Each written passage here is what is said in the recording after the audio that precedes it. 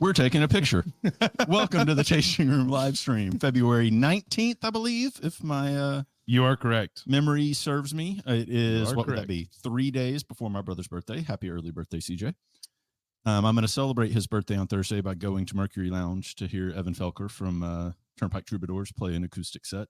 Sweet. Yeah, I know. That's Where at? Fun. Mercury. At the Merc. No way. He did a February residency every Thursday this month. He did a show at Merc. What? Yeah, the ticket sold out in like 32 seconds. Oh, okay. You know, sure. As you might imagine Dang it. with Evan and guys like Turnpike Troubadours. Yeah. How you been? Everything good? Everything's great. No baby to report? Yeah, I guess we're 7 days out, 8 days out. So we're close. It'll be here before you know it. Fun show tonight. Chase Healey is about to be brought on stage here, if we want to call it a stage. That's what they call it on the platform. We can call it a stage. We'll just call it a stage. A bunch to talk about with him. And before we wrap up after that, we'll play another edition of Guess That Beer. Hey, you're on a roll. I'm getting a little better. You're on a roll. We can talk about anything else you want to talk about after we visit with Chase. Let's bring him. Sounds up. good. Come on. And there he is, Mr. Chase Healey. What's going on, brother? Hey guys, how's it good going? to see you. Really good to see you. Austin, hear me do you okay? know Chase? Yeah, we can hear you. We can see you. you. Austin, do you know Chase and I's like common? I don't know. Lineage would be the wrong word because that sounds like we're related, but the commonality we have that goes beyond brothers in our broadcast. generation. Yes. No. So, do you remember the helicopter at Channel 8? I do. So Chase's dad was a sports director at Channel 8. I was a sports director at Channel 8. Wow. Yeah. Okay. Chase's dad, though. Okay. He was in the heyday. He was. That's what I was just about to say. Like, your dad had it. Like, if I could pick era to have the job that I used to have, it would have been his / Chris Lincoln's era, because, you know, flying around on the helicopter, taking jets to media day, and like doing all this different stuff. Like, that's pretty cool. That has to be fun. How's he doing? He's great. He's living out in Broken Arrow, complaining about all his land he's got to take care of. Oh, my word. Got a bunch of dogs and horses and living the, well, you know what, I say that here recently, he's now a director at Fox News. Okay, I thought you told me he was kind of getting back into it. He had slowed down, and then it got too slow, and now he's in charge of the newsroom there. Some portion of it. I won't overspeak in his role there, but he's actually very busy now that I think about it. Golly, that's awesome. That is funny. Good for him. I like the setup you have rolling there, the fire in the background. I was surprised after your TikTok. I'm surprised your dog isn't with you, though. I'm surprised Moo isn't there. They're already snoozing. Those dogs are early risers, and they zonk out. So I love that. You might see Charlie is somewhat asleep. Prudence is a little ornery as usual when we start recording, so she might pop her head into the frame at some point. So before we just start delving into whatever we want to delve into, for those that don't know, and by the way, if you're watching this live, either on Instagram or YouTube, if you have any questions, any comments, concerns, I won't read, but questions or comments, I will. There we go. Leave them, and we'll get to them here in just a little bit. But Chase, for those that don't know your beer lineage, what got you into it, kind of the steps you have taken to get to where you are, do you want to give like a brief resume for everybody? Oh, wow. Absolutely. So my girlfriend bought me my first homebrew kit. I love that. Nice. 2005.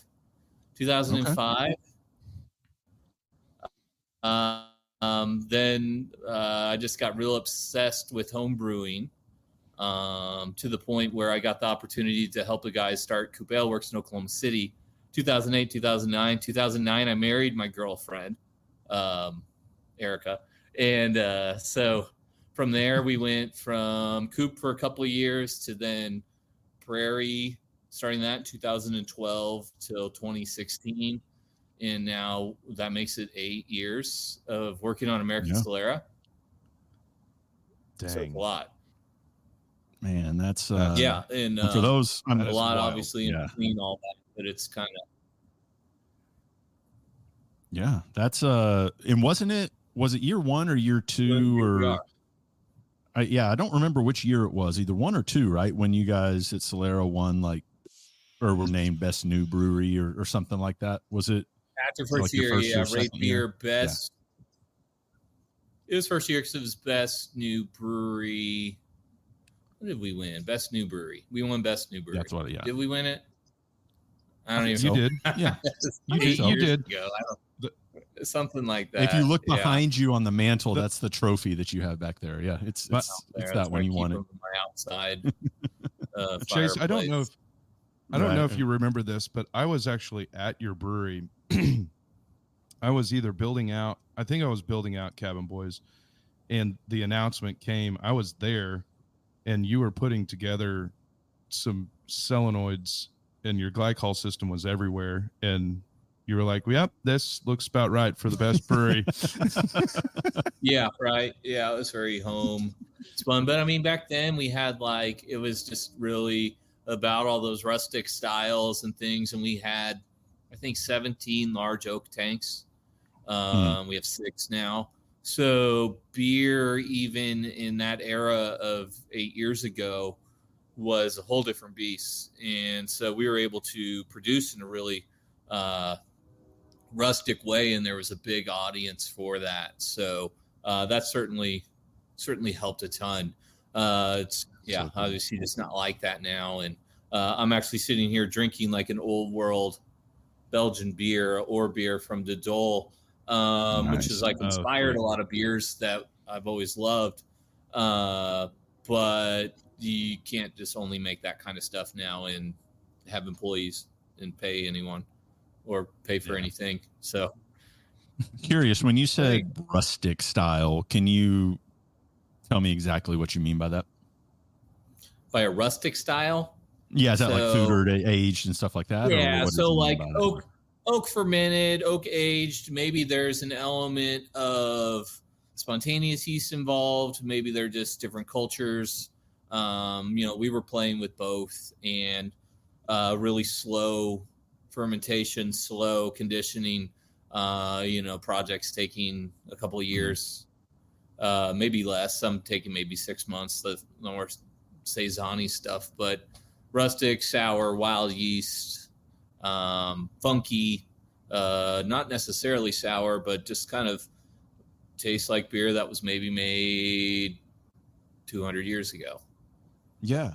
And this is interesting. And I will just dive right into this topic. This is kind of a deep conversation now. We're getting into the weeds, but so I was looking, I have a beer, like not a cellar, but just like a shelf in my guest bedroom that we looked at. Yeah, Austin, closet. I got a pretty big cellar myself. Basically.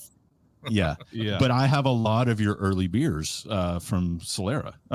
And so seeing some of those got me thinking, and I was like, yeah, like I don't know if it's accurate to say your style has evolved, or maybe just like what you have time to make, or I don't know, maybe I'm looking at you to kind of fill in the blanks here, but I did notice in looking at like the early money blends and the early, some of the early things that you did compared to like what comes out now, it does seem that there has been a little bit of a shift. Is that on purpose? That's really the answer of running a taproom style brewery, and the need for and the demand for beers that we can turn in weeks instead of months.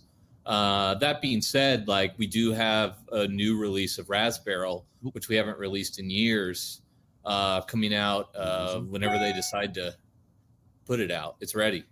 Label designed by yours truly, and it's beautiful beer, 6 pounds per gallon of raspberries, clear glass, like really, really cool, nostalgic beer. So I'm hoping here pretty soon we get that one out there. But like with those beers, there's not necessarily a rush to get them out. So it's kind of, when it feels right, or we've got a gap in our other production, we'll drop it here pretty soon. So Katie Godoy did just say Raspberry comes out Wednesday.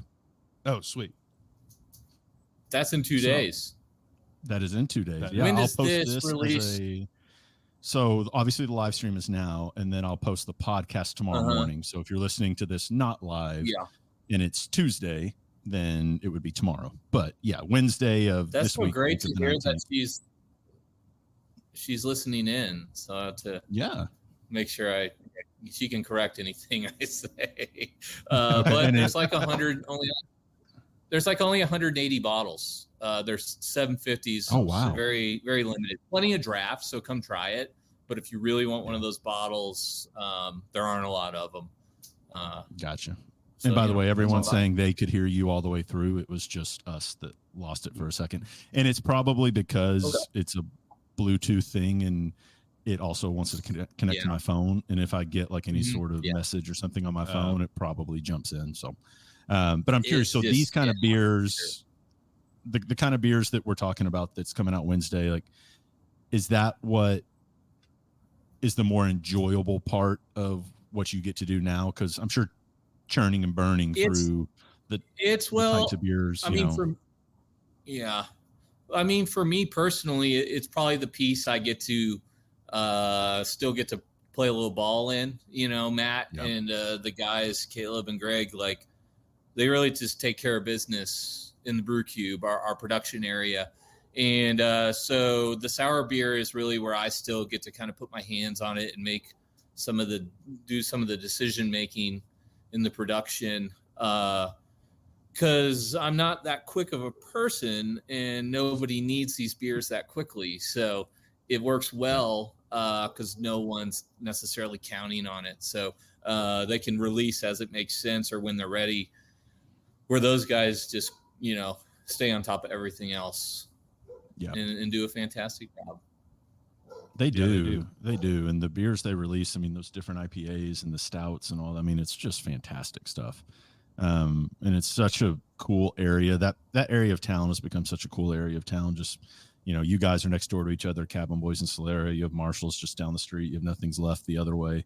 Yeah. I mean, it's just such a cool area. And I love your tap room and the vibe in there. And you and Erica, I don't know how much of it was you, how much of it was her, but did a really good job. And me.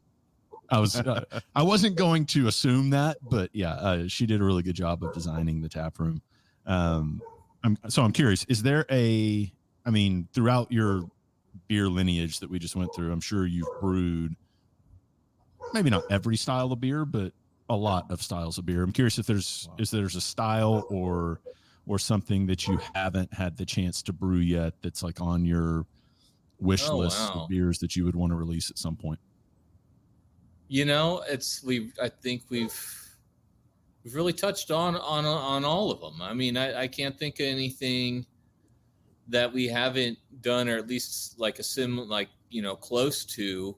I'm loving all the different lagers and things that we're releasing. We have a Vienna style lager coming out here soon. Katie could give you the details on that release.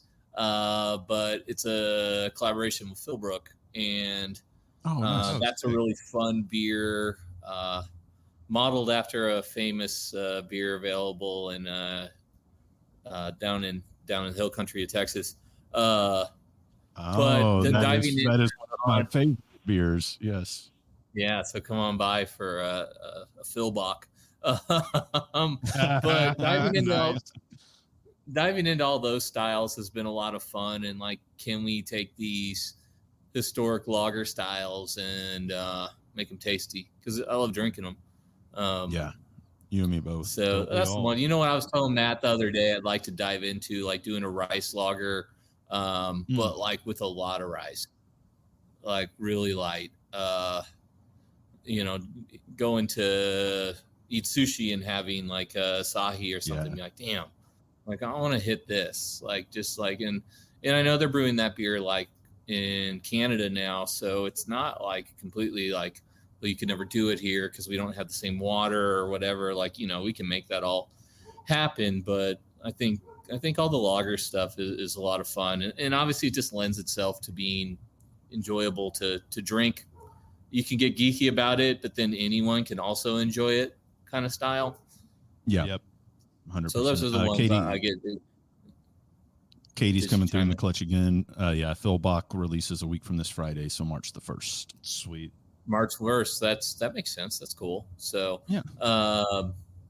let it keep lagering. But I think those are the styles we're having a lot of fun with. And I'd like to get deeper and deeper. No one else is excited as I am about barley wines, but it's my favorite style. and we have a lot of it in barrels, but it's not as popular as its cousin Imperial Stout. So, but I will give you credit here.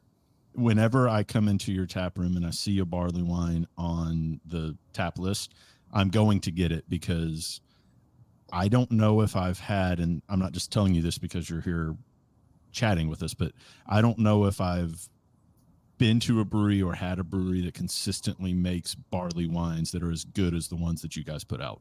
Thank you. And that's just, thank you. I'm glad to hear that it's one of your favorite styles, because it comes through, because those beers are freaking unbelievable. I need to come over and have it. I was ecstatic when you. Yeah, I think we probably still have the Be My Barley Wine on. Katie could chime in on that.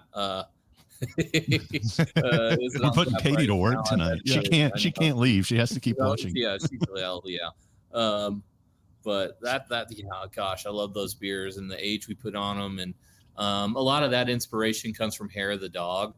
It's a brewery out of Portland that's no longer around. You can they have so much old beer and barrel aged beer, like you can still buy their beer, but they've stopped brewing it. So over the last few years, I've been buying cases and tucking them away, and I've got some that are 20-year-old bottles from those guys. Wow. So it's a fun way, I think, to create identity for like flavor and like the way those can be aged and the age character, and like I just love it. I love it, like the signature of those, like the aged flavors, the almonds, the cake flavors, like just like all of it, like the whiskey flavor. Oh my gosh, love it. I love it. It is still on tap. I'm caught up in it here, guys. Yeah, that's awesome. No, it's great. Katie says it is on tap, and there are a few bottles for sale as well. Bottles still remaining. I might have to save grab me a one. bottle. Yeah. Well, it's one of those beers that like we put like a Valentine label on just to get that kind of person, that needs to, I need to grab something like kind of fun. But it sure as hell is like a 30-month aged, like bourbon barrel aged Imperial Stout. And we're real generous on the price point on that one. So people should pick it up. What did it come in ABV? Do you remember? I don't remember what's on there. Something big.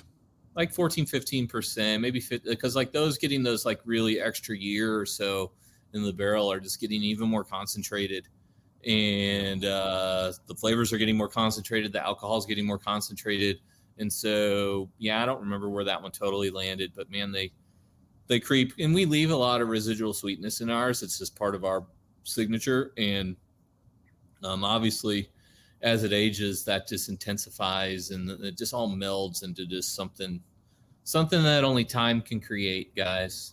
Yeah. That's the no truth. doubt. Katie, the MVP, says 14%. So yes, you were spot on. 14. You were right there. Thanks, Katie.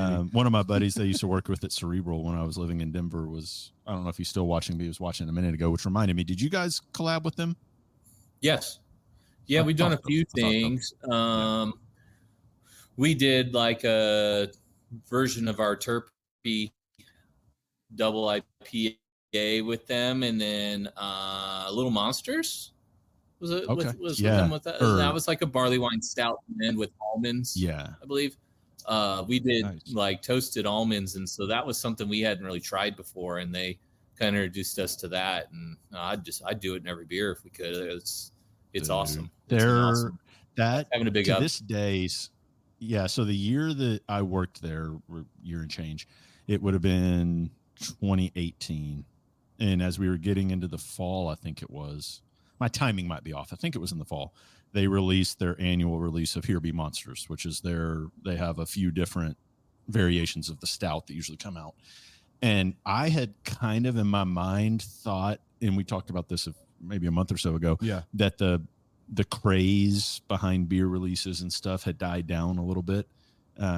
It has, but not there, and not that beer, because I mean, this was only a handful of years ago, and the line, I mean, so I got there even in a handful of years. It's changed though. Probably, yeah, because even then, which like we're saying, it was 2018, and that was what, like almost 6 years ago now. Yeah, but the line was like out the door, around the corner, down the block. I mean, it was insanity. But like you're saying, it probably has changed. But that Here Be Monsters beer was my point. That stout that they do is just, it's out of this world. It's really, really, really good. You're kind of leading me into the deep dive conversation we had.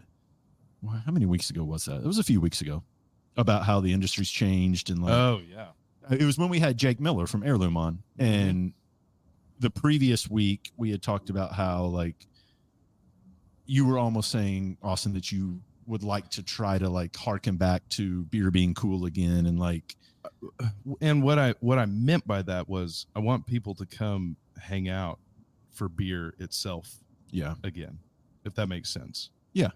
And I hear what Jake said. Yeah. Jake was basically like, no, I don't want that. He was like, I don't want the, like, you know, some people call them neck beards. Some people he was call them talking whatever, about he doesn't want the lines. Yeah. He doesn't want the exclusivity. Yeah. And I'm curious where you fall on that. Like, I mean, because you've been in this game long enough to have seen it kind of come out of obscurity, quote unquote, to the top of the hype mountain of, you know, releases and people shipping beers and standing in line and doing trades and doing all this stuff. I mean, hell, I used to be in a fantasy football league where the entry was beers that you couldn't get in state.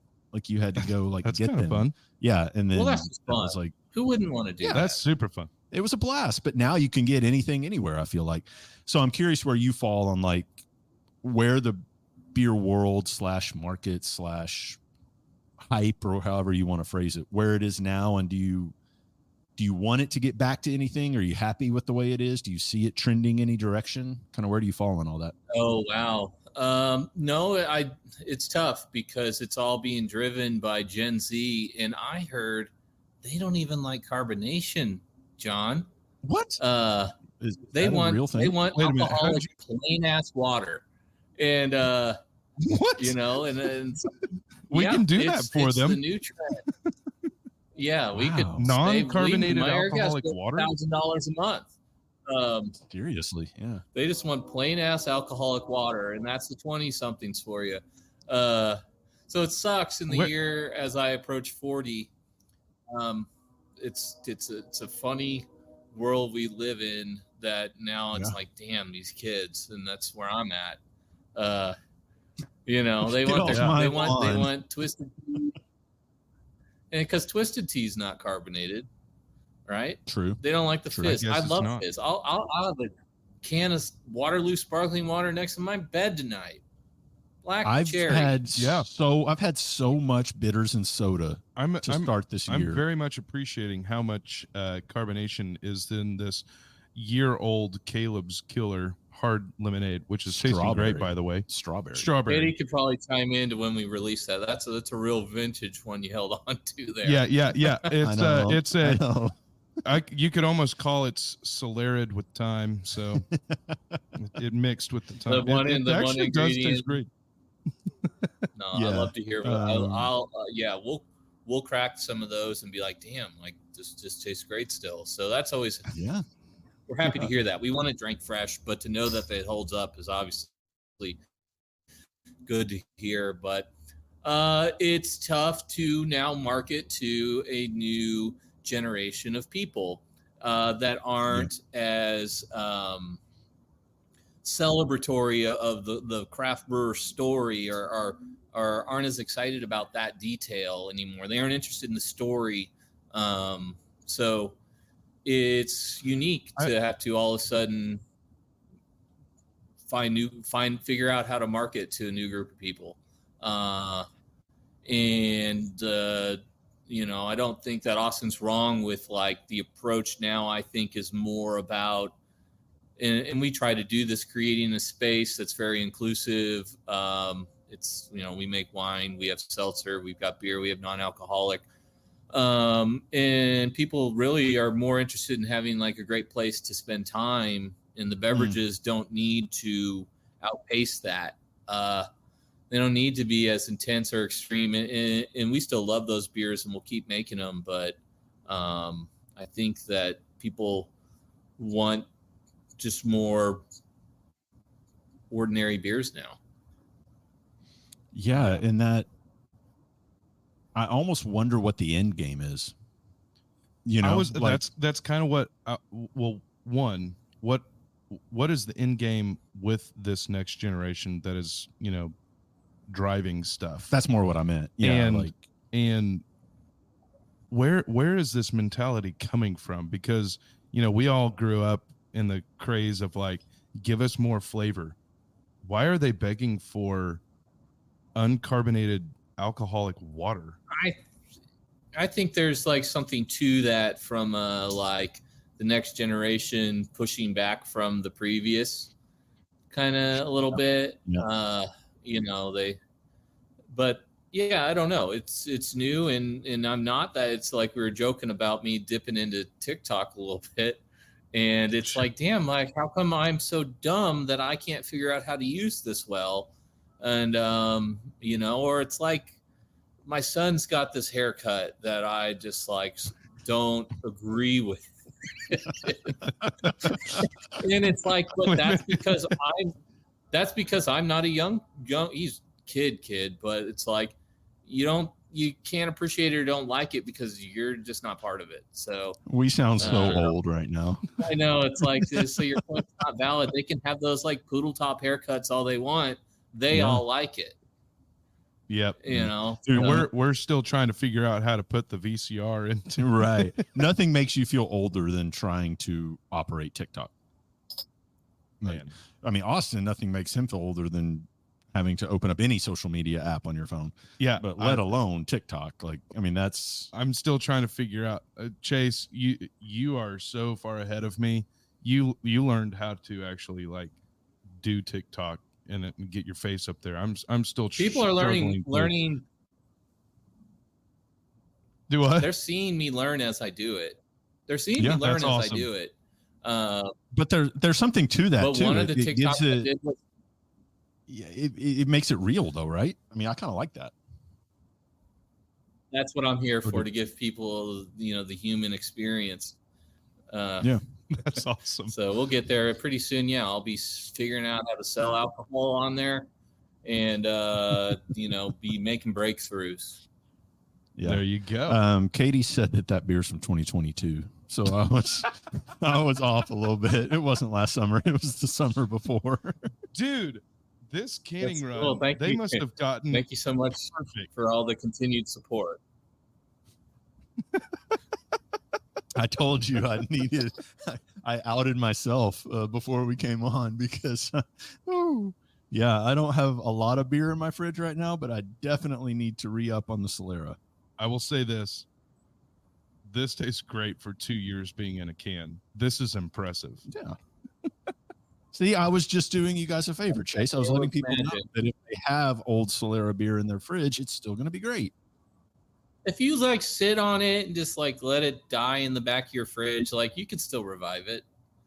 Yeah. Just crack it open. Of course.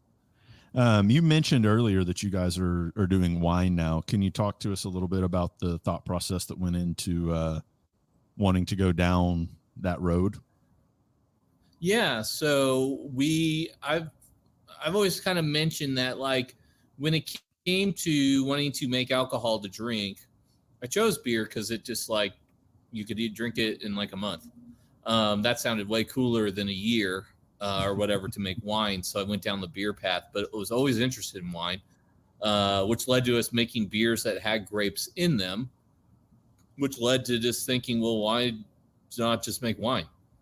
And so we started doing that a couple years ago.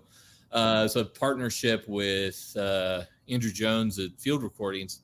And he's just been a big help to us with sending us grapes. I can text him when I'm trying to figure something out.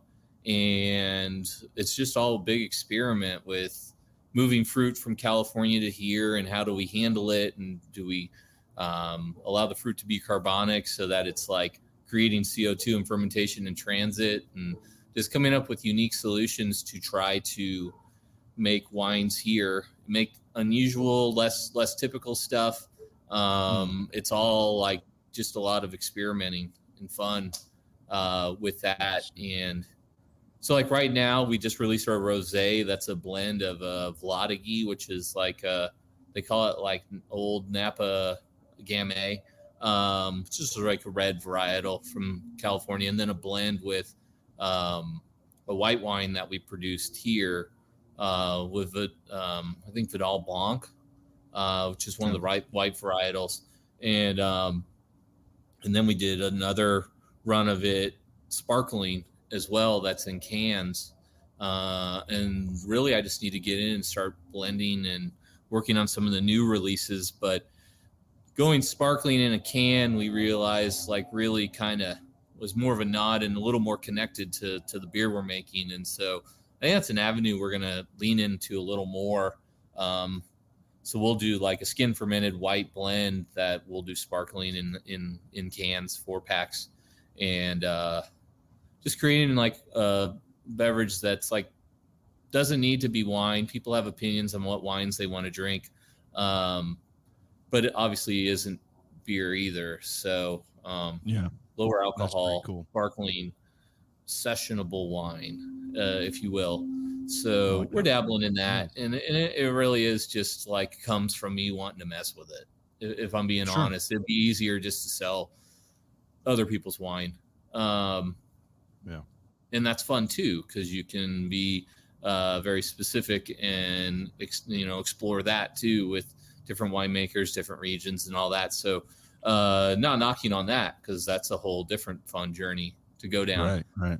But I like making stuff, so we just went for it. I dig that. So that's super cool. So how much of it is done at field recordings, and then how much? Where do you guys come in, like in the process? It just depends. Okay. We've had them like press juice there and send it. We will have them just put the grapes in a vessel, seal it up, and ship it our way. So we do a little of everything. And then obviously we're fermenting spontaneously with yeast that was on the grape skins, and which I guess is not typical for winemakers here. And I just figured that's how you make wine. But just kind of my naive approach, I guess. But we're just having fun with it, and they'll send. I'll tell him like what I'm looking for, and he tells me what makes sense for him. Because, like I said, he doesn't owe me any of these favors and helping me with this, but I'm sure grateful that he does. But we're going through a lot of grapes. That's awesome. It reminds me, hearing about this, and I don't know why my mind just went there, to probably my favorite, I guess you could call it a news blooper of all time. And stop me if you know which one I'm talking about, Chase. I'm sure you don't, Austin. You're not social media enough to have seen it. I'm not. I mean, I'm not that hip. It's relatively old. I mean, it's probably 10, 15 years old. And this reporter is doing a live shot at a grape stomping festival. You know what I'm talking about? Yeah. I'll show you later. I don't even know. Like when I'm editing this, I could insert the video, but I don't know if that's allowed. You just do the sound. Won't. Just the sound. Yeah. Yeah. Yep. So she's on this live shot, and they're doing competition to see like who can stomp the most juice in the 10 seconds that she's live. And towards the end, she tries to cheat, and she goes really, really fast and missteps. Oh no! Falls off the ledge, like trips over the like vessel, whatever it is, and just flat, like all of the air just vacates her body. And she starts like that sound Chase just made, like just you can just feel the pain, and it cuts back into the studio, and the anchors are trying their hardest not to laugh, and the poor guy is just like me. He can't hold it in. Yeah, that's one of my favorite things. So all that to say, Chase, if you want to have a grape stomping festival, I will gladly at least come watch. I don't know if I'll partake, but could you did a grape stomp in the in the keep going. You're up, Chase. Sorry. I'm up. Sorry. We did a field blend of a few different local varietals, and me and my 6-year-old Wilson foot stomped all of it. So I need to blend that one up because that one was pretty special. I got video of us just stomping away at it, and he wasn't really heavy enough to fully stomp it, but he asks about it all the time. So I got to get that one. That's sick. Really. How's the kid lacrosse world? It's deep, man. We're committed this summer to so far we got to make the team, but we've been on it the last couple of years. One of the tournaments will be over Memorial Day, and we'll play in Philadelphia during the NCAA lacrosse Final Four, and then we get tickets to the games, like the college games too. Whoa, we're traveling like that. Colorado. Is that a select team? Is that what that is? It's like kind of the one in town, and so we go to Texas a lot for the kids to play, and it's all just pretty amazing. All the coaches are professional players, and just amazing. They're all Canadian, so they're all like crazy nice, and they love them all. That's from awesome. My son Denver, that's 9, to Wilson, that's 6, and they've known Wilson since he was 4 years old, and so it's just a lot of fun, like just that being part of their kids sport experience. And I coach the youngest. I coach on both, but I'm the head coach. I'm the head coach on the K1 team. One of them, several dads, and collectively coaching all these kids. And so it's fun. It's growing fast. And I hope as our kids get older, it just keeps going and going as far as becoming big time. I'm sure it will. What kind of a coach is Chase Healey? Are you a motivational speaker coach? I do this thing with my teams where I do like a chat GPT or like an AI a pump up speech for the parents the night before or the morning of. And it's a lot of fun. I could read you one if you want to hear kind of how it. If you have it, I would love that. I think I can get to it pretty quick. And this one was funny because I didn't proof it well enough. Because I'll tell you in a minute. But this one says, and their name is the Magic. And say, all right, Magic crew, today we're facing the Dunks, and guess what? We're unveiling our secret weapon, the softest defense in basketball history. Forget about blocking shots. We'll be gently redirecting them. Let's keep it lighthearted, make them laugh, and confuse the Dunks with our marshmallow defense. They won't know what hit them, literally. Get out there and have a blast. And so, and then there's a lot of hashtags and emojis. And we play in this basketball league where our kids are they've played flag football together. They're pretty good. And but a lot of kids in this league this is like super sports are very new to them. And so we've had to have them back off a little bit.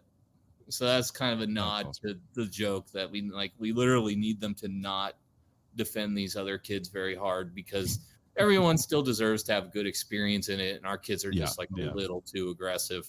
But that's fun. That wraps up this weekend. So that marshmallow defense. Awesome.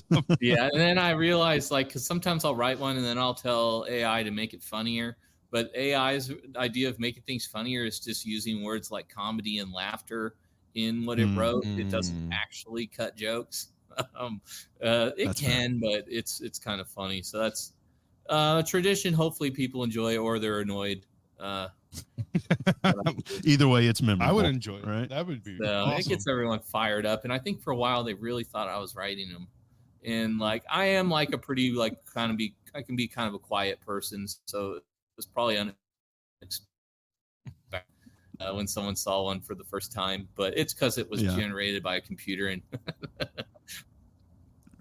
that's awesome. Now I kind of want to show up to a game, even though I don't have a kid period or a kid on that team. And it's weird if you do. It's weird if you do. Yeah, I was thinking that. Yeah.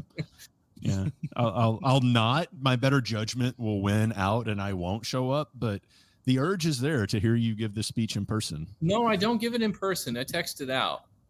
Oh, okay. It's not live. Right. Oh no. Okay. I'm not that I charismatic. thought you sent it to the parents before, and then you would give the speech. No, these kids have no idea. The funny part is the kids have no idea this is part of it. Is the parents all getting all fired up? I love it. That's pretty cool. That makes it even cooler. Yeah. Oh man. Well, I appreciate you coming on, dude. It's we kept you past the 30-minute mark. Hey, I can keep going. I got another beer to open here. You all maybe. Let's do it. Come on. Yeah. Come on. Shoot, we're gonna sit here for another 20-ish minutes or so. So yeah, you're welcome to let's do it. To hang around. What else you got? What else you need to know about? I know, that's a great question. What I just opened for you here is Or Beer Special Reserva 2017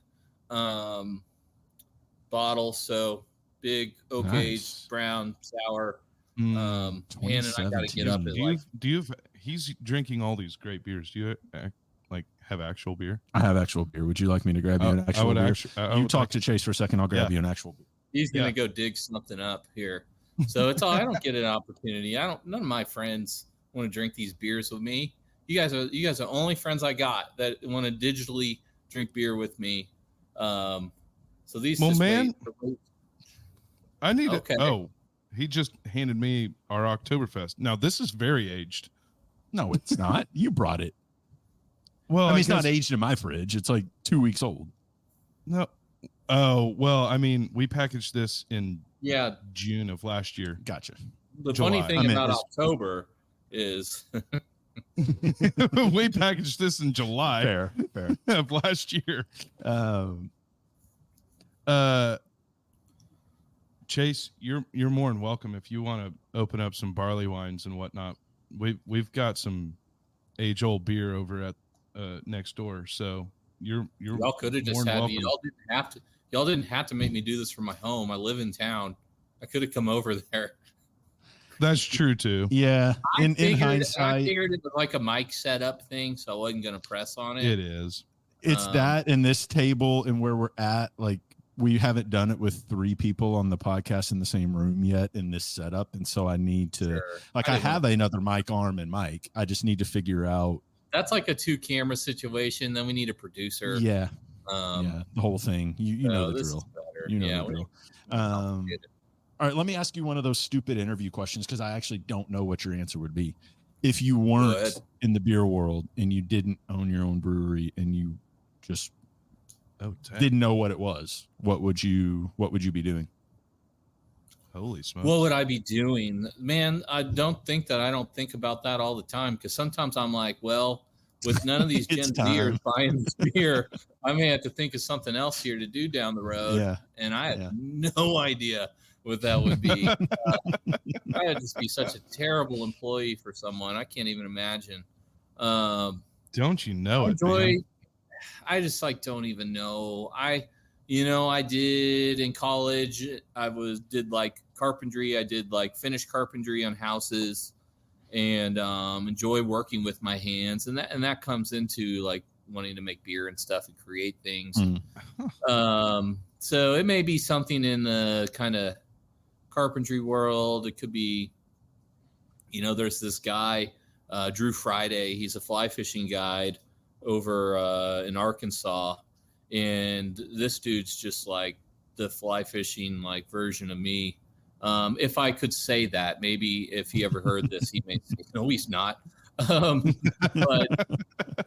But I would love to. I don't know if I could have it in me, like guiding like that or getting involved in like outdoors like that. But obviously I love going and doing it. I love going and fishing and having a guide do all the work. So maybe I just like that part. Maybe I don't like the part of I'm in just not necessarily, I'm not a mean person, but I don't know if I'm that nice to like be able to be a guide and like just be real patient with people and on for them. So I just like going on nice fishing trips is really what it comes down to. Yeah. So maybe I can be the guy that I don't know. I don't know where I got it for you. I got it for you. You can be the social media TikTok influencer who sells fishing trips and like the other guy. To the other people. Yeah. Man, we did a trip. I did a trip with my boys here this last year, and we were fishing in the kind of lagoon area around Cancun. And the guy that was running it was just this like Danish guy sitting in his little office there and on the inward side of the hotel area there. And I think he just lined up all the trips and booked them and kind of ran the ins and outs and then sent his guides out. And we had a great time, but I was like, he wasn't out there doing it. He was just like, know, guy, the accent and everything. He romanced you into any kind of trip, you could dream up. So Who knows though? I don't. We're household is in trouble if I gotta one day get into a new line of work. So you mentioned just something though that is so true, because like it's only been 4 or 5-ish years that I've technically been my own boss. Or no, I guess since 2019. So it's 5 years. 5 years, and change.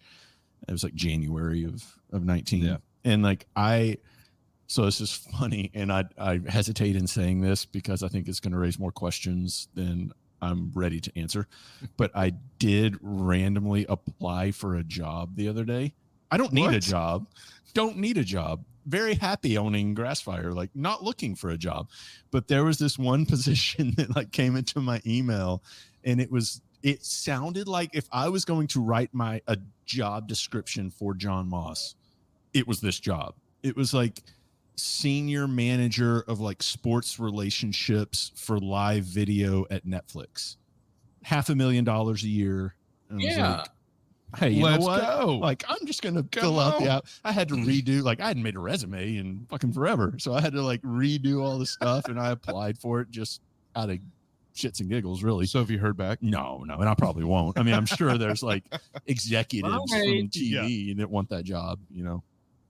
I got to the honor of being your last guest on your podcast before you had to leave. Before I moved to no LA. one here would blame. No one here would blame you. No one would blame you. Fair.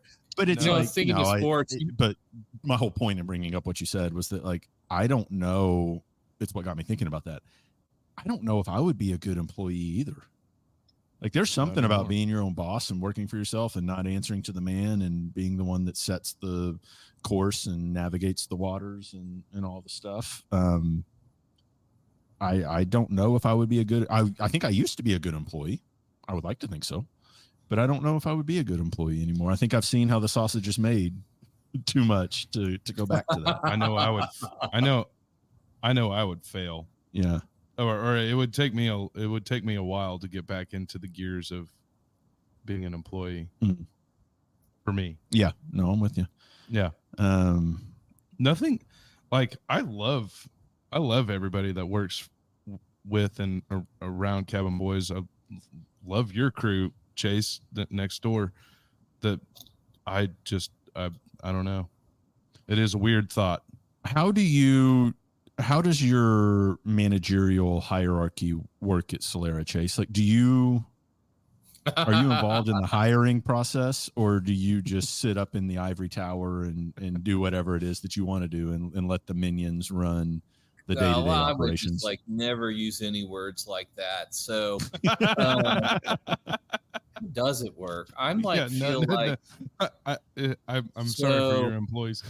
right. There's Erica, and there's me, and then, but no, really, I mean, it just depends on the side. Like, I mean, we've had very little turnover on the production side, like almost none. I mean, little, but that's kind of stayed how it is. And Matt's over, kind of runs the production side, and he's really killing it too. He runs the whole other side of the tap room and a lot of our coordination that goes on with distribution and bubs with the food. And like, there's so many pieces that if I tried to break it all down, I feel like I would overlook some of it. So, she's over, and then Erica works directly with her. And so, man, everyone like does so much. And sometimes it's like, well, what do I do? A little bit, but a big piece for me is really developing new brands, working with suppliers on ingredients, looking just for new opportunities for us, places to sell our beer. We're shipping beer this year to South Korea, which is kind of fun. Oh, wow. Congrats. That's awesome. Yeah. This is kind of like a random little deal, but so I feel like that's kind of my role in a lot of ways, is those kind of, I wouldn't say like bigger picture, but like unique opportunities and finding our position in a lot of ways, how and where we're going to sell beer, and really everyone else kind of handles executing it. Is that going to Seoul, South Korea, or where in South Korea? I think so. That's a great question. You know, and I don't know that we've sent, it's all packaged beer. And it looks like a lot of times I'll see posts, it's like breweries there that have the beer to sell along with the beers they make. So it's really interesting, you know, seeing craft beer in foreign countries. And I'd say one that like excites me the most is like all the craft breweries that are opening in Mexico. And I think that they're like 10 years behind us. And so you can see in all these small new breweries down there, like the excitement and the energy, and they're introducing like people to craft beer in a way that happened here, you know, 10, 20 years ago. And so it's kind of fun to watch that and to try those beers whenever like we're traveling down there. And so it's kind of fun to see that. So I don't think you'll see an American Solera Cancun anytime soon, but it'd be fun to make a beer with someone down there just because I feel like they're really kind of going through it in a little bit of a craft beer revolution down there. And so, and I think that's happening in different pockets of the world. And it's fun and it's exciting to see the energy and the excitement. I was going to say, forget what I said about being a bad employee. I will be your taproom manager for the beachfront American Solera location in Mexico. See, I always wanted to do, because like for a while there, we would get invited to the McKellar beer the Copenhagen beer celebration, the CBC.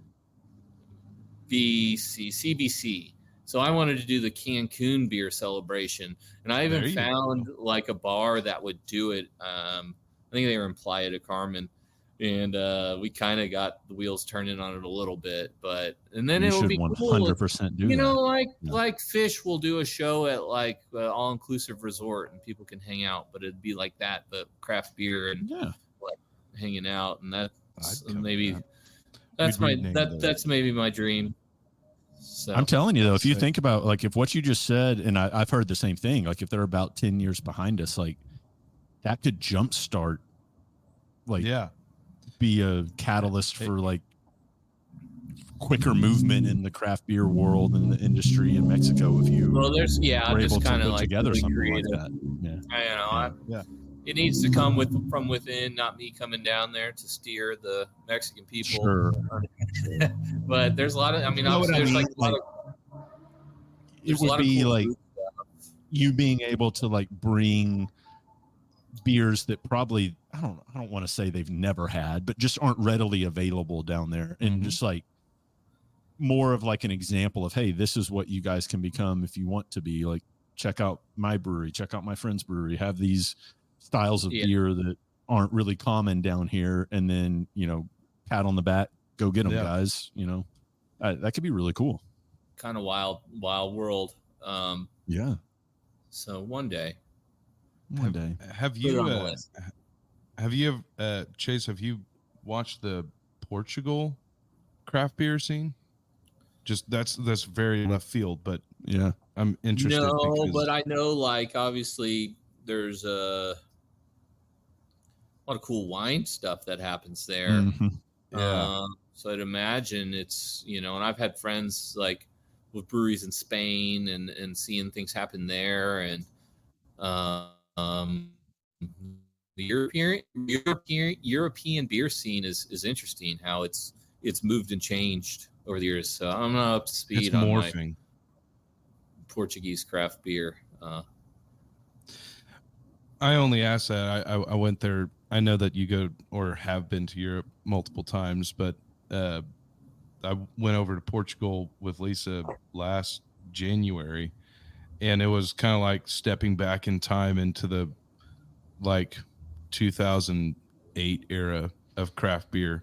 You could just kind of feel like, okay, this is about to ready to be a thing. With their creativity. So I didn't know if you great. I've always touched on it. Yeah, I've always thought that was very interesting. Like, because like a decade ago, we would go to do beer festivals in Europe, and there was really big demand for American brewers to come to sell beer, and we'd sell full container loads of beer into Europe.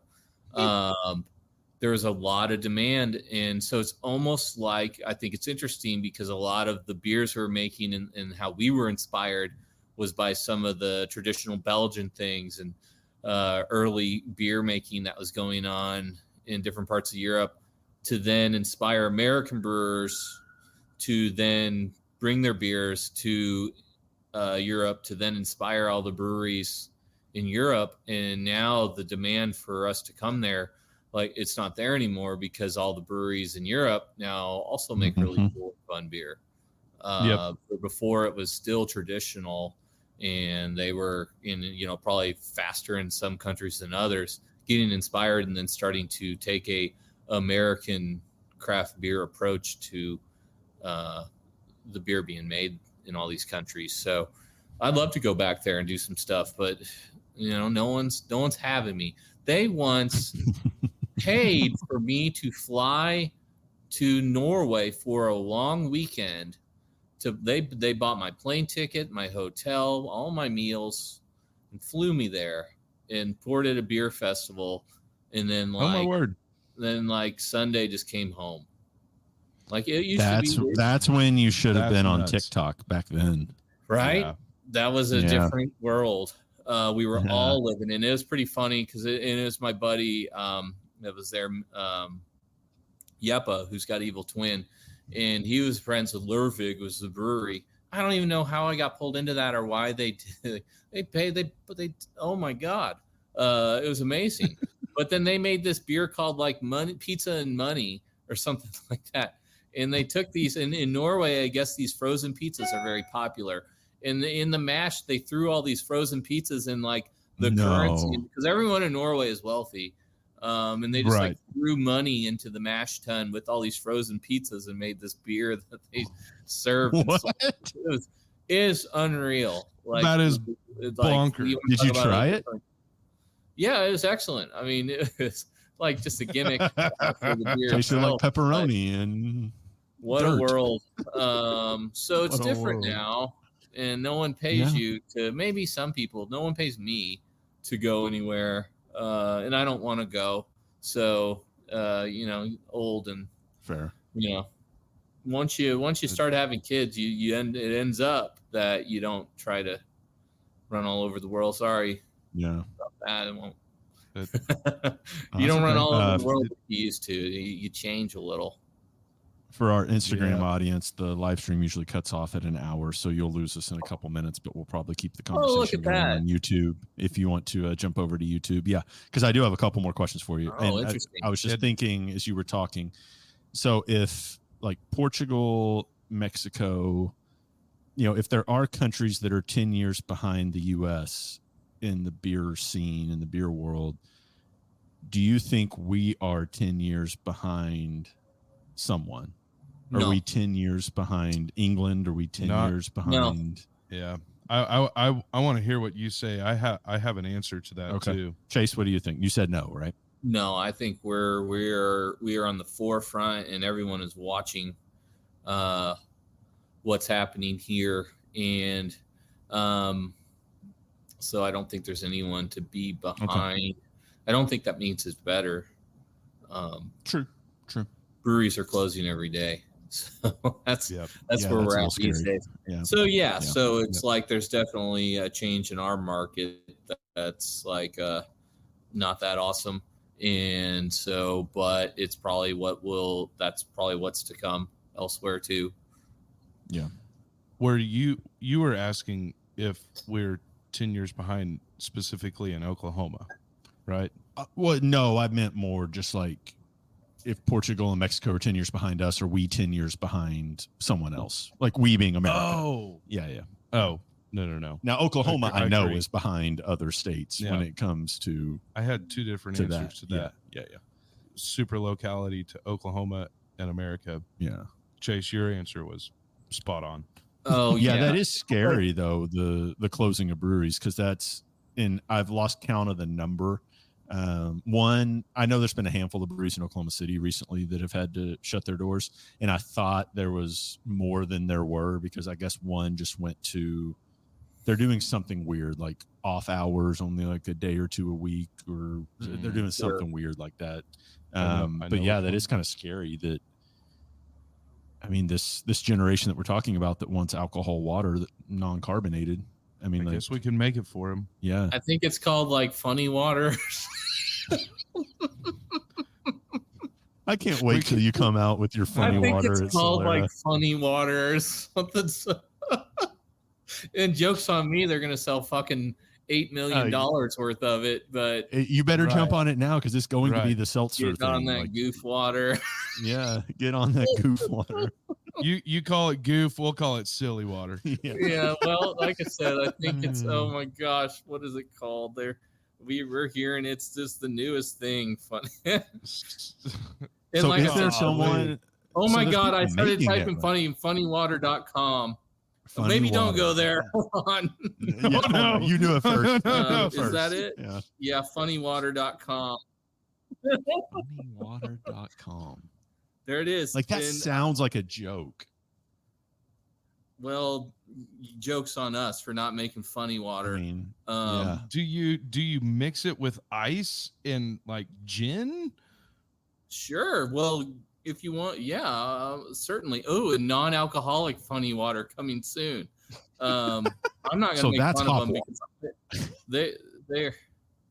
Oh my gosh! Yeah, I think you can get it. You're about to be able to get it here in Oklahoma. I can't wait to try it's the future, and you're either on it. What is funny water? Funny water is flavored water with alcohol and no carbonation. That just doesn't sound appealing to me at all. Well, that's because you're not 27, John. This is valid. We are both turning 40 this year, I believe. Did you say you were turning 40 this year? I am. Yeah, I am too. Am I before you though? I'm in April. August. Okay. Yeah. So I got you beat. I'm 5 years. You're a little behind, Austin. Yep. You're the young pup. Now, you might enjoy this funny water. You're almost in the funny water crowd. No, I'm like a funny water has 0 grams grams of sugar and only 1 lonely gram of carbohydrate. Damn. I'm like a 35-year-old stuck in a definitely above 40-year-old's mind. This is a stupid question, but I'm going to ask it. Its ABV is 3.75. It's 3.75. It's very low. It's like just there. I just like it's probably just like going to kill it, and we're all just in trouble. Yeah. Hey, this is a stupid question, but I'm realizing as I'm sitting here that I don't 100% know the answer. What actually is a seltzer? It's alcoholic carbonated water? Yes. I mean, it just depends on how you make it. Yeah. Fair. But this is like the tap water version of. Like when you go to the restaurant, like do you want sparkling water or still? That's why they had to name it funny water. Yeah. Okay. Because it doesn't speak to it being funny. Like made from liquor or made from like malt, like this, like fermented. It's probably made it says non-malt flavored beverage.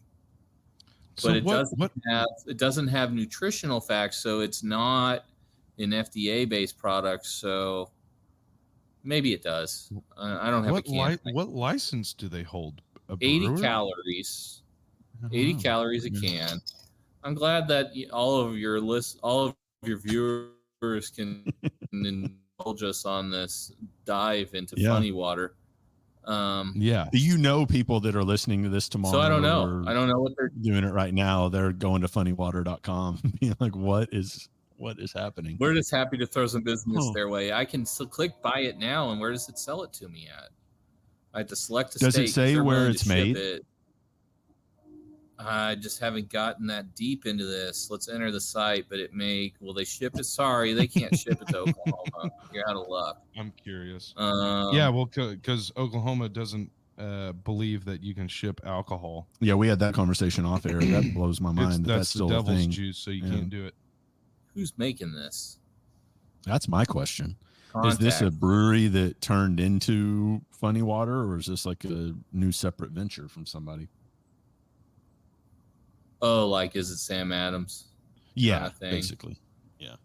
I don't know. No one's talking. They don't want to tell you who makes. That makes me Funny think it's water. one of those bigger breweries. Their tagline is the responsible way to behave irresponsibly. This is the That makes a lot brainchild of sense. of PJ and Jake, two friends. Oh, PJ. Right on. PJ's the clown of that relationship. He's the jokester. No, like I said, I really think the joke might be on us. No, you're 100% right. This is going to be a thing. It literally says, "We are sorry it had to come to this." Because I know a lot of people that don't like soda water because they don't like the bubbles, which they'll still drink like a soda pop, which blows my mind, but they don't like the bubbles in soda water. So if you can have a seltzer with all these different flavors that is non-carbonated, it is going to be a thing. You're 100% right. It is going to be a thing. That's crazy. These guys met each other at the Young Presidents Organization and hit it off. Good for them. Good for them. I love it. They'll never see this, that we're like bragging on their. Oh, I'm gonna tag them. I'm gonna tag them in this one. I'm sure they're on Instagram. They got to be. They have Funny water. Like, we'll bring on the funny. We'll do the. Katie said funny water's made in Chicago, but can't figure out where. Okay. And they aren't telling. I think our live stream ended on Instagram. I can't tell on my screen. Weird. It clicked weird to yeah. So that's interesting. We'll see. It could be taken over, but so you can't no one's gonna have funny water on tap, No. It makes sense as It'll a just be in product cans or whatever. Yeah. I love carbonation. I like when drinks hurt a little bit. Well, get that burn. Well, yeah. How do you, since it doesn't have carbonation, it has to have a low pH because. Well, it's fruit infused. How does it stay? Yeah, but how does it stay shelf stable? Well, they aren't telling us what else is in it, and they aren't claiming it's a natural product. No. So we won't make any claims for them, but. It'll be that ambiguous other natural flavors added. Sure. Put them on there. Dude, they are thebomb.com has funny water for they are going after this. Is that what's the price point for how many? That's on thebomb.com. So I don't know how their prices stack up to elsewhere. The bomb. They are definitely going looks after like we may be able to pick it up to try it soon. Okay. Listen to this. It says it's the perfect reward after a half-assed workout and the ideal remedy for a night with the in-laws. They are 100% going for that Gen Z. I mean, that is off their website. It's it's ironic. It's a little ironic, but that's okay. What that sounds like? That Chat GPT coach's speech that you gave. I guarantee you they're using OpenAI to write this copy. They're getting that done. Yeah. Well, their biggest competition, Buzzwater. Buzzwater. Okay. God, the TTB must be having an aneurysm with this stuff. Well, no, if it's because I'm learning this in the seltzer world that if it's not malt based, then it is governed by the FDA and the TTB does not touch it. So we have somebody. We are still live. We are still live on Instagram, and the closest place we can get this stuff. Yeah, and someone just commented the closest place we can get this stuff is in Coffeyville, Kansas, at M&W. Coffeyville, Kansas. Please tell me that you drove up to Coffeyville. I need a review. I will bring you on this live stream right now to have a review. They said this water. Shit, dude. We got to go get some of this. We got to make a border run to go get some of this funny water. I know. Do you know anybody up in Coffeyville that would be a mule for us? Mule back some funny water. Coffeyville isn't that far, right? It's basically Bartlesville. I mean, right? Pretty isn't it hour and a half and change? It's still in our DMA, I think. for TV.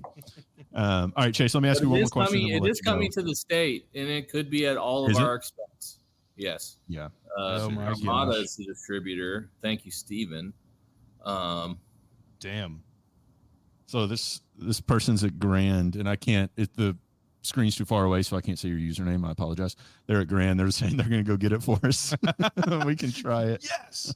We can give it a review. Oh, you'll have to wait.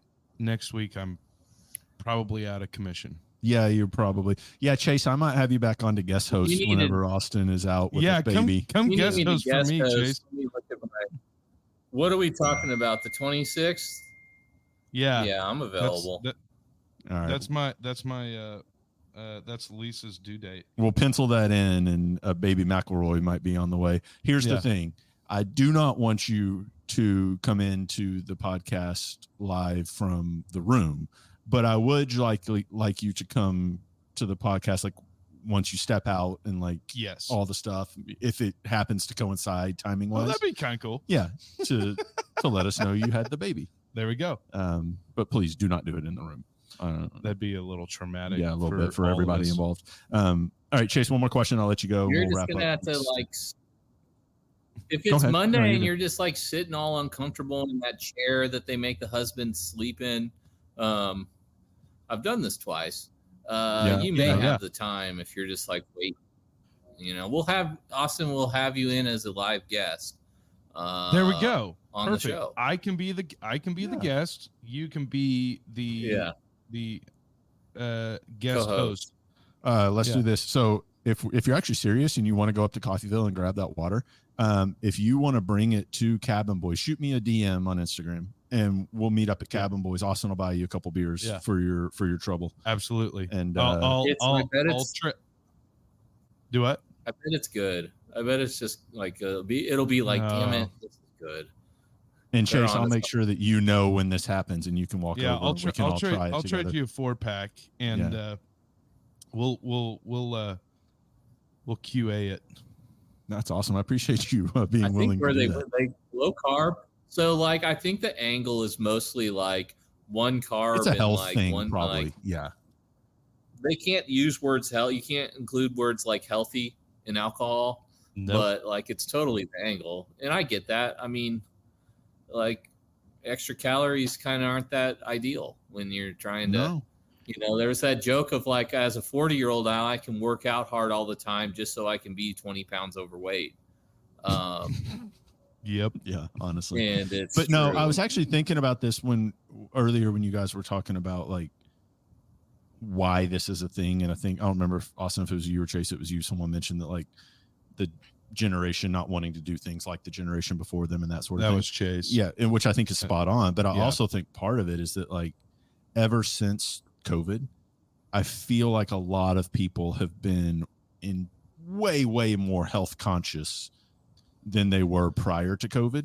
And maybe I'm just speaking about myself because I have been, but I feel like I see that a lot too. People are kind of watching what they eat. They're kind of watching what they drink. They're trying to work out more. They're getting in ice cold water. They're doing things that are a little more good for them, Maybe. Yeah.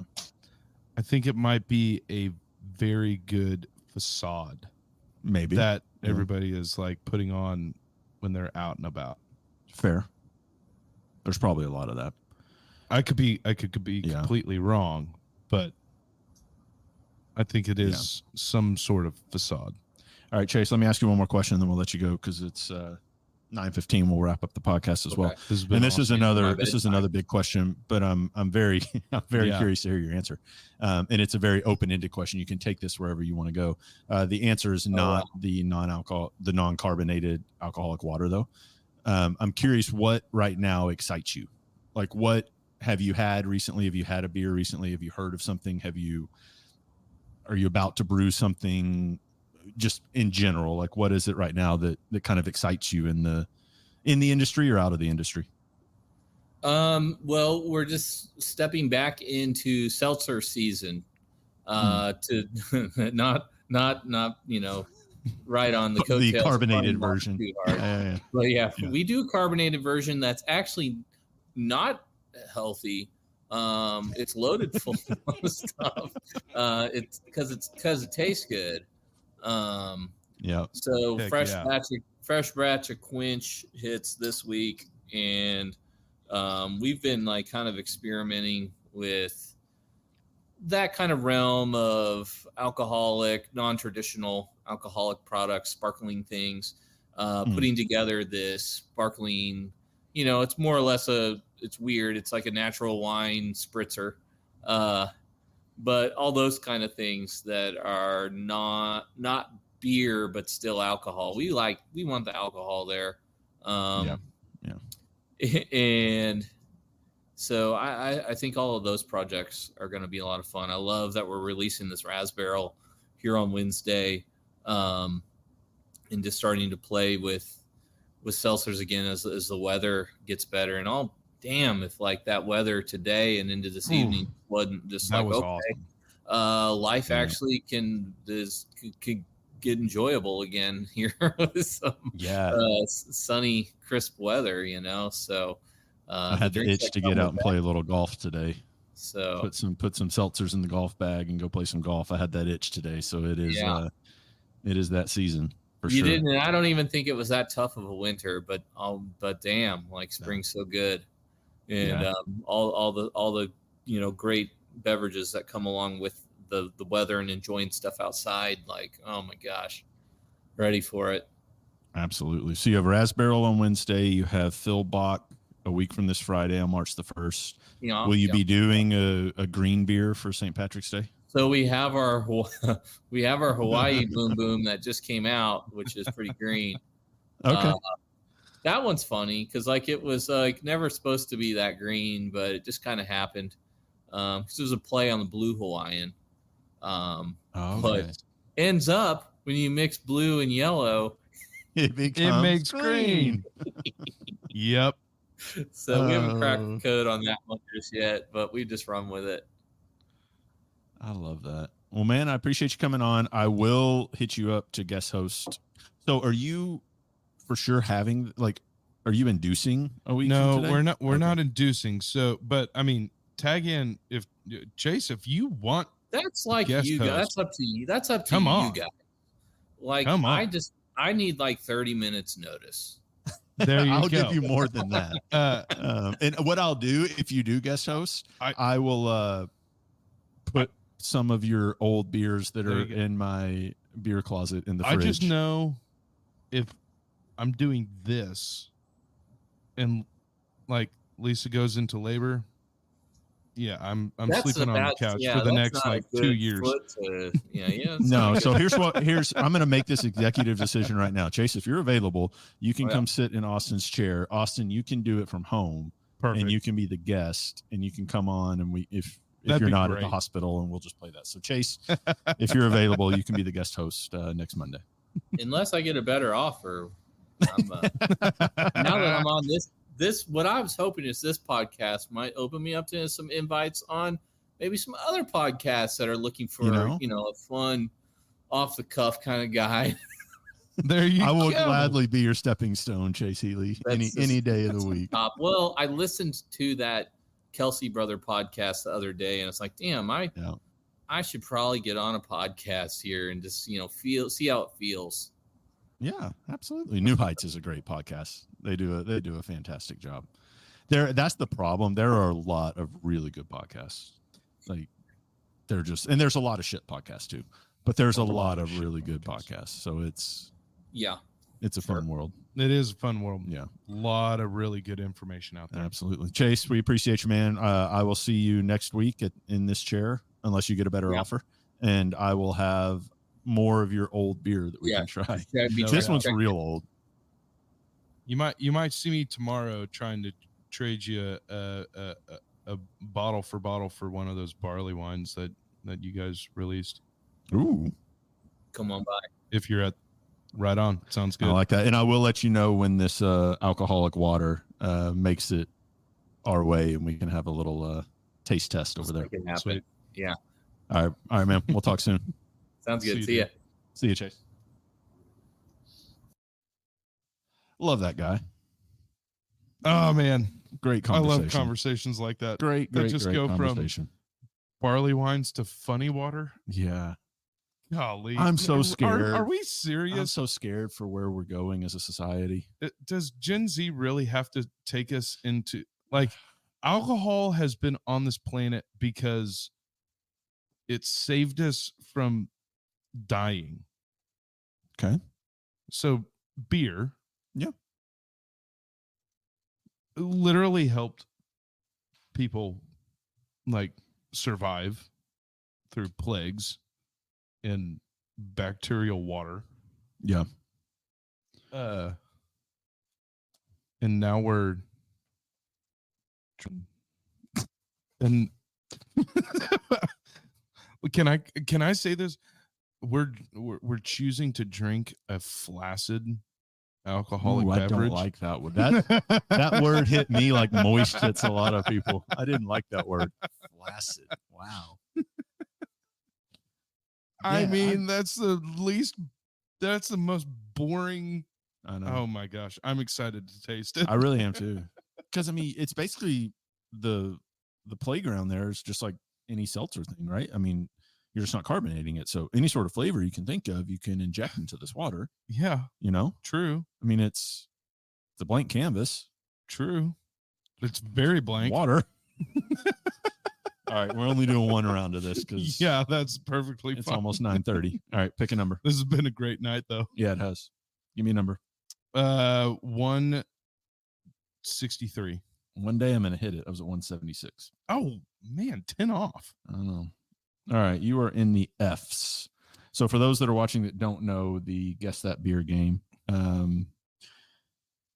this, I don't want to explain this every time. It's okay. Book of Great Beers. There's 377-ish pages of beers from around the world. He picks a number. I tell him the letter. He gets 3 guesses to try to guess the style of beer. Once he knows the style, he gets an extra guess to guess the brewery. And then for an extra credit point, he gets to name the country of origin. And I've almost gotten one. Or did I say that backwards? Is it country and then brewery? Country, then brewery. Yeah, I said that backwards. Country, then brewery. And you've gotten close. You've gotten 2 of the... I've got 3 of the 4, I think, right? Because you had the country, you had the beer style, or there's only 3. So 2 of the 3. Yeah. Okay. You're in the F. But I missed the brewing, which was sad. Yeah. Okay. So is it... Oh, hold on. Top or bottom? 1 or 2? Top. Yeah. If I've ever... Let's do it. I'll just do all of the tops. Okay. And then if we run into something that I've done before, we'll just pick a different one. Yeah. Okay. Cool. Let's see. Below 5%. No. Okay. Damn. Why did I say 5? That's terrible. That doesn't help me at all. I mean, it kind of helps me. Is the beer hoppier? Like, no. Well, go ahead. What's your like bitter? No, it's not bitter. No. Okay. Is it in the lager family? Yes. Is it a Dortmunder? No, it is a rock beer, a smoked lager. Wow. Okay. My hint, if you would have allowed me to give you a hint, was that one of these was just released. Was it last week? Did Marshall release theirs, or was it this week? No, it's only Monday, so it was last week. Yeah. Was that Marshall? Yeah. Okay, so you know the style. Yep. You get a question. So what does the letter start with? F. F is the brewery. Yeah. Ooh. I have not heard of this brewery, if that helps. Is it in Germany? Well, you get a question. Oh. If you want that to be your question, I can take it. Is it on the European continent? Yes. Is it from Germany? No. Austria. Oh. Any guess on the brewery? Starts with an F. Interesting. A Rausch beer in Austria. Mm-hmm.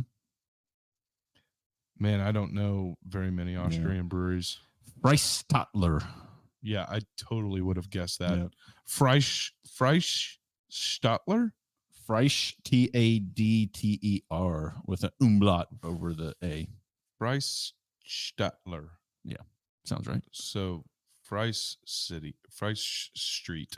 So this is on the border of Austria and the Czech Republic. The brewery is owned by the townspeople. Been open since 1777. And That's pretty cool. every owner of the interesting. Okay. So since this is really interesting. Since 1777, every owner of a building inside the old city walls automatically owns a certain number of shares of the brewery. Yep. Those shares can only be sold along with the building itself. Interesting. So you have to be a property owner to be an owner of the brewery. Within the old city walls. Pretty cool. And then you can't just sell your shares. You would then Yeah. have to sell your house or business or whatever it is. It goes with the house. Yeah. That's pretty That's interesting. crazy. That's fun. So there's not very many breweries that are owned by cities anymore. No, that's really cool. So is this the last podcast for you probably for a couple weeks? I would assume. Probably a couple of weeks. Assuming you have the baby next week, let's just say. Yeah, if we have the baby next week, yeah, it'll be a couple of weeks till I'm back on. Yeah. Worst case scenario, 3 weeks from now. Yeah. Well, awesome. Thank you everybody for watching. Good luck with the birth of your first child. Thank you very much. You will find out along with all of us if it is a boy or girl, correct? Okay. I mean, I'll know before you do. Well, yes. But I meant like you don't already know and you're just not telling us. Yeah. That'll be fun. I'm excited to make that announcement. That's awesome. That'll be great. Well, I will see you next week on the tasting room. You might. Chase will be in that chair. Unless he has something better come along. That'll be super fun. Yeah, it'll be a blast. Ice plunge tomorrow morning. Oh yeah, ice plunge. Well, I don't know how icy it'll be. Humid plunge. Yeah, I felt we can go check the temperature of the water. Yeah. Saturday was rough. That was actually. I felt that all the way till about 3. And I'm sorry if you guys care, which I'm sure you don't. I tried to live stream that damn thing 3 times, but I figured out it was because of the music I was playing, and I turned it up. It was probably too loud. Instagram flagged it and took the live down, so you couldn't see our suffering. But it was 38 degree water. It was chilly. It was painful. It was very, very painful. Yeah, it was painful. Worth it. Oh, totally. Yeah. Worth it. I mean, minus the almost frostbite we gave ourselves on our feet and hands. Mm-hmm. But other than that, it was really worth it. It was great. So I'll see you early in the morning. Right on. 7:45. We'll be live on Instagram as well, jumping in cold water. Chase, I saw you joined on. If you want to come jump in the water, let me know. I'll send you my address. All right. Love you guys. See you next week. See you.